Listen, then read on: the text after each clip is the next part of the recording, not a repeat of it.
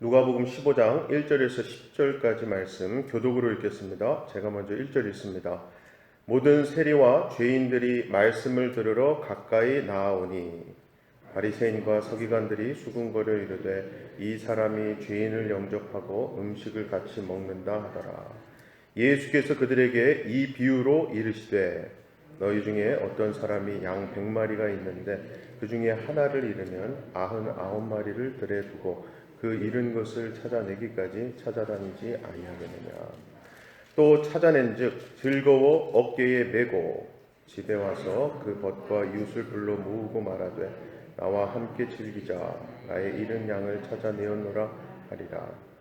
내가 너희에게 이르노니 이와 같이 죄인 한 사람이 회개하면 하늘에서는 회개할 것 없는 의인 99으로 말미암아 기뻐하는 것보다 더하리라. 어떤 여자가 10드라크마가 있는데 하나를 잃으면 등불을 켜고 집을 쓸며 찾아내기까지 부지런히 찾지 아니하겠느냐. 또 찾아낸즉 벗과 이웃을 불러 모으고 말하되 나와 함께 즐기자. 잃은 드라크마를 찾아내었노라 하리라. 내가 너희에게 이르노니 이와 같이 죄인 한 사람이 회개하면 하나님의 사자들 앞에 기쁨이 되느니라. 아멘. 하나님 나라에 합당한 사람은요, 자기를 낮추는 자입니다. 자기를 낮춘다라고 하는 것은 도덕적인 의미에서의 겸손이 아니라 자신에게 내세울 것이 전혀 없음을 아는 것을 말합니다.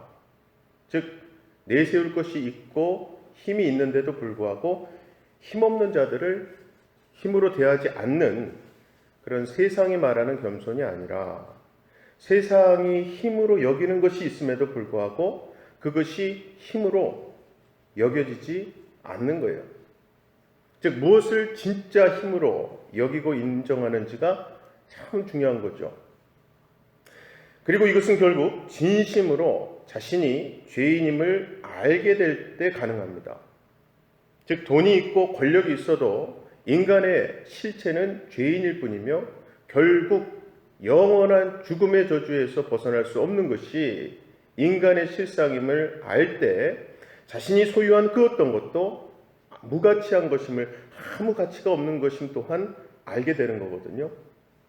그리고 바로 그때 죄로 인한 결과로 자신의 죽음을 인정하게 되는 거죠. 그래서 생명으로 오신 주님을 바라보게 되는 겁니다.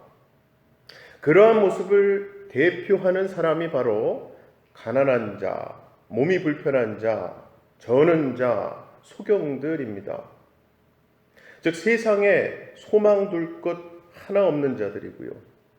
때문에 진정으로 소망이 될 새로운 것에 마음을 두게 되는 자들이죠. 바로 이러한 자들이 하나님의 말씀을 들을 수 있습니다. 본문 바로 앞장인 누가복음 14장은 들을 귀가 있는 자는 들을지어다 하신 예수님 말씀으로 끝맺었습니다. 자, 성경이 말하는, 즉 예수께서 말씀하시는 들을 귀가 있는 자는 누굴까요?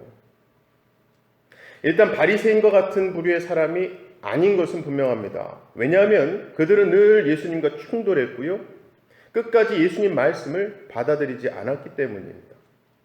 그런데 본문 1절에 보시면 세리와 죄인들이 예수님의 말씀을 듣기 위해 나온 거예요. 이게 너무나 깊은 의미가 있는 것은 본문 바로 앞장, 제가 방금 언급한 14장의 마지막 구절이 들을 귀가 있는 자들은 들을지어다 말씀하며 맺었잖아요. 그리고 이번 15장에 와서 세리와 죄인들이 예수님께 나아오는 것으로 이어지는 것을 보면 결국 그들, 죄인과 세리들이 바로 하나님의 말씀을 들을 귀가 있는 자들이라는 말씀이죠. 하지만 그들이 예수님께 가까이 나오는 것을 보고 있는 바리새인과 서기관들은 예수님이 죄인을 영접하고 음식을 같이 먹는다며 수군수군댑니다. 그도 그런 것이요, 유대인들에게 있어서 음식을 함께 먹는다는 것은 아주 가까운 관계를 뜻합니다. 그리고 세리와 죄인은 유대인들이 경멸하며 멀리하는 사람들이거든요. 왜냐하면 그들을 가까이 하는 것만으로도 그들과 함께 부정한 자가 되어버리는 것을 의미하기 때문입니다. 그런데 예수님이 그러한 경멸의 대상을 멀리하는 것이 아니라 가까이 하시며 함께 음식을 드시는 거예요.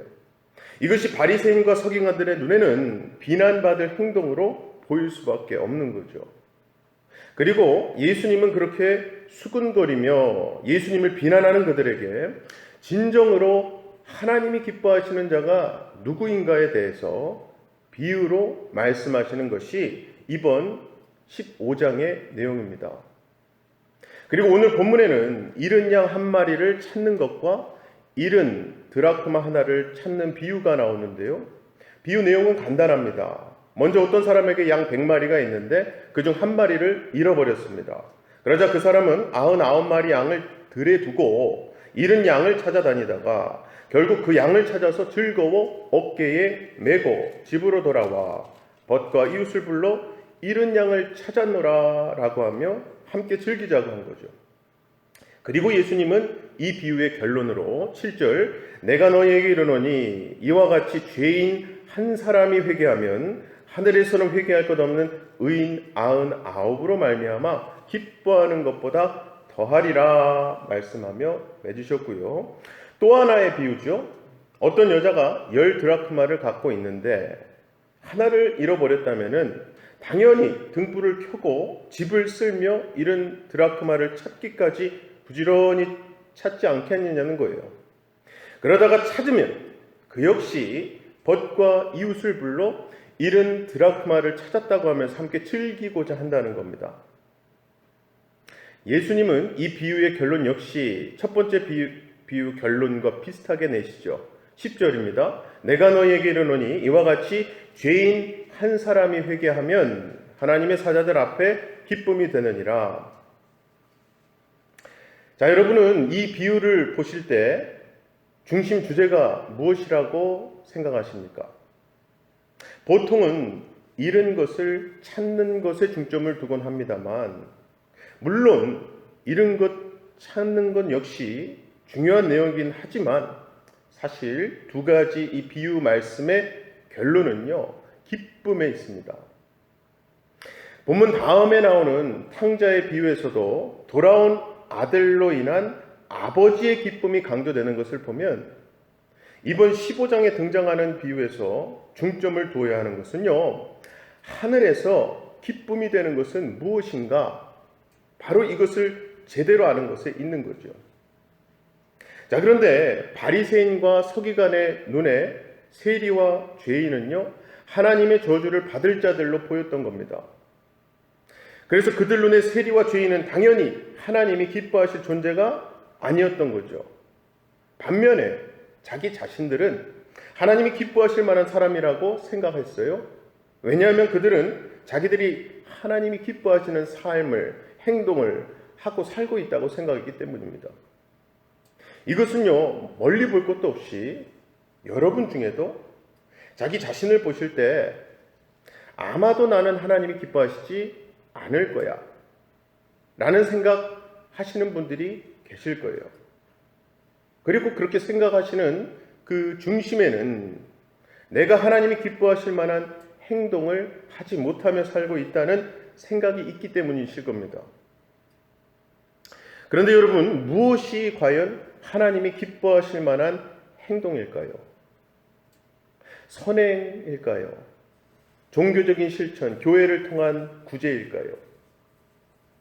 이미 그런 삶을 살았던 사람들이죠. 바리새인과 서기관. 중요한 사실은 예수님은 그들을 인정하지 않으셨거든요. 자, 다시 본문의 비유로 돌아가서요. 오늘 비유 말씀에서 우리는 뭔가 합리적이지 못한 부분이 있음을 볼 수 있습니다. 그것은 잃은 양 한 마리를 찾기 위해서 99마리의 양을 들에 두었다는 거예요. 양을 키우는 사람의 입장에서는 양 한 마리 한 마리가 물론 소중하겠지만 그래도 한 마리에 비해서 99마리의 가치가 더 크지 않겠습니까?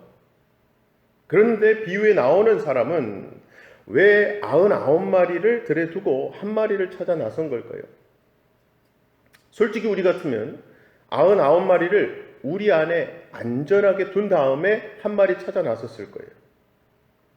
그리고 또 한 마리를 찾은 후에 그 사람의 행동도 사실 조금은 과하다고 할 수 있습니다. 물론 이런 양을 찾은 기쁨은 컸겠지만 그 기쁨을 벗과 이웃을 불러 모으고 나와 함께 즐기자 할 정도로 그 기쁨을 표현한다는 것은 좀 과하다는 생각 들잖아요. 더군다나 그 함께 즐기자는 것이요, 잔치를 베푸는 것이라면은 그 잔치 비용은 그 찾은 양 한 마리 값보다 훨씬 더 많이 들었을 거예요. 또 다른 비유지요. 이른 드라크마 비유에서도 이런 것을 찾고 벗과 이웃을 불러 함께 즐기자고 하는데, 이것도 역시 한 드라크마의 액수를 생각해 보면 지나치게 과도한 생각이라는 느낌이 듭니다.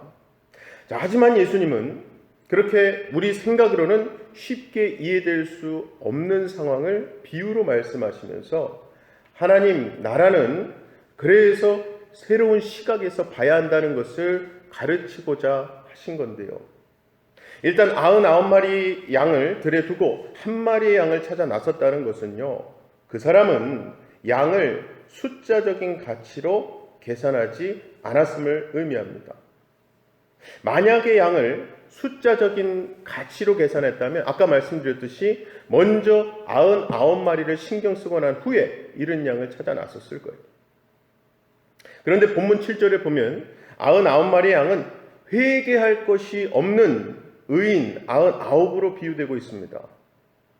회개할 것이 없다는 것은 그만큼 삶에 흠이 없었음을 의미하죠. 그렇다면 잃은 양은 반대로 흠이 많은, 즉 말씀에 나오는 세리와 죄인을 빗대는 것으로 볼 수 있습니다. 이것을 세상의 시각에서 본다면 누가 봐도 의인 99이 더 가치 있고 귀합니다. 세리와 죄인 같은 자 하나는요, 세상에서는 정말 없어져도 신경 쓰지 않을 겁니다. 아니, 없어지길 바라기도 하죠. 하지만 하나님 나라는 회개할 것이 없는 의인 99으로 기뻐하는 것이 아니라 회개하는 죄인 한 사람으로 인해 기뻐한다는 겁니다. 그 기쁨이 얼마나 큰지 벗과 이웃을 불러 함께 즐기는 것으로 표현한 건데요. 이것을 보면요, 의인처럼 흠없는 신앙생활을 하면서 천국에 가고 또 큰 상을 받겠다는 것은요, 결국 하나님 나라가 어떤 곳인가를 몰라도 한참 모르는 것이구나 알 수 있습니다. 즉 하나님 나라는 우리의 계산법은 통하지 않는다는 거거든요. 오히려 하나님 나라가 어떤 시각으로 인간을 보는가에 초점을 두고 하나님 나라의 시각으로 나 자신을 봐야죠. 그래서 그러한 하나님 나라에 대한 말씀은요, 이어지는 이른 드라크마 비유에서 더 확실하게 드러납니다. 이른 드라크마 비유는 단순히 동전 하나를 잃었다가 찾는 이야기가 아닙니다. 이 비유를 이해하기 위해서 생각해야 할 것은 10드라크마의 의미와 그 가치인데요. 일단 이 드라크마라고 하는 것은 그 가치가 시대마다 다르지만 예수님 당시에는 로마의 데나리온에 해당되는 가치입니다. 즉 한 드라크마는 한 데나리온과 동일하게 일반 노동자의 하루 품삯에 해당되는 가치예요. 그렇게 보면 한 드라크마는 그렇게 큰 가치가 있는 액수는 아니라고 할 수 있습니다. 또한 10드라크마 역시 노동자에게는 적은 액수가 아니라고 해도 이 역시 그렇게 큰 액수는 아니에요. 그런데도 한 드라크마를 찾고 벗과 이웃을 불러 즐기고 기뻐했다는 것은요, 이것은 단지 돈을 찾았기 때문이 아니라 다른 의미가 있기 때문인 겁니다. 당시 유대에서는 결혼을 할 때 남자가 여자에게 사랑의 징표로 드라크마 10개를 주었다고 합니다. 그러면 여자는 이 드라크마가 은전이에요. 이것을 녹여서 팔찌나 목걸이 또는 머리띠로 만들어 사용했는데 이 액세서리를 세메디라고 부른답니다. 세메디. 그리고 그 드라크마가 세메디 장식으로 사용되면 이것은 화폐 단위 이상의 크고 귀한 가치를 갖게 되는데요. 그래서 당시에는 도둑이나 강도들까지도 이 세메디는 가져가거나 빼앗아가는 일이 없었다고 해요. 뿐만 아니라 빚이 있어서 모든 재산이 차압된다 해도 이 세메디만은 차압 대상에서 제외될 정도였습니다. 그러므로 이렇게 10드라크마가 남편으로부터 아내에게 주어지고 그것이 사랑의 징표로 사용되어지면 이제 그 10드라크마는 이미 원래 화폐의 가치를 벗어났다고 할 수 있는 거예요. 그것은 남편의 약속의 징표이기 때문입니다. 따라서 한 드라크마를 잃어버린다면 나머지 9드라크마의 가치 또한 깨어질 수밖에 없기 때문에 여인에게 있어서 그 한 드라크마는요 10드라크마와 동일한 가치, 아니 더 귀한 가치가 되는 거예요. 그리고 바로 이것이 하나님 나라에서의 회개한 죄인의 가치라는 겁니다. 그런데 세상은 회개한 죄인을 큰 가치 있는 존재로 바라보지 않죠. 회개한 죄인 하나에 비해 의인 99이 훨씬 더 가치 있고 세상에 좋은 영향을 준다고 생각하죠. 그런데 여러분 꼭 기억하시기 바랍니다. 하나님 나라는 의인으로 채워지는 것이 아니라 죄인, 회개한 죄인으로 채워지는 거예요.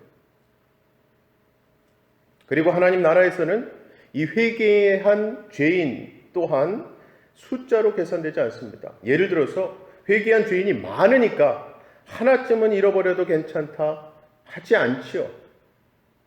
회개한 죄인 하나가 하나님 사랑의 약속을 담고 나타내는 도구이기 때문입니다. 그래서 하나님 나라에서는 하나가 열이고 열이 곧 하나인 거예요. 사랑하는 우리 성도 여러분, 성도 진정한 신자는요 의인이 되려고 하는 사람도 아니고 그렇다고 죄인이 되려고 하는 사람도 아닙니다. 다만 자신의 죄인됨을 깨닫고 늘 인지하며 예수님만이 생명이라는 진리에서 벗어나지 않기 위해 십자가에 죽으신 우리 주님의 은혜에만 온 마음을 두는 사람, 그 사람이 진정한 신자입니다. 아무쪼록 오늘 말씀 앞에서 나 자신의 길을 고집하지 않고 나를 찾아오신 주 예수 그리스도를 바라보시며 그 주님이 인도하시는 길로 가시고 한 영혼을 귀하게 여기시는 저와 여러분 다 되시기를 주님의 이름으로 간절히 축원합니다. 시간 두 가지 기도 제목 놓고 기도하실 때에 가장 먼저 나 자신이야말로 회개한 그 죄인 한 사람이 되기를 원합니다. 그리고 나를 통해 우리 주변에도 회개하고 하나님 아버지께로 돌아오는 구원과 회복의 역사가 있게 해달라고 기도하십시다.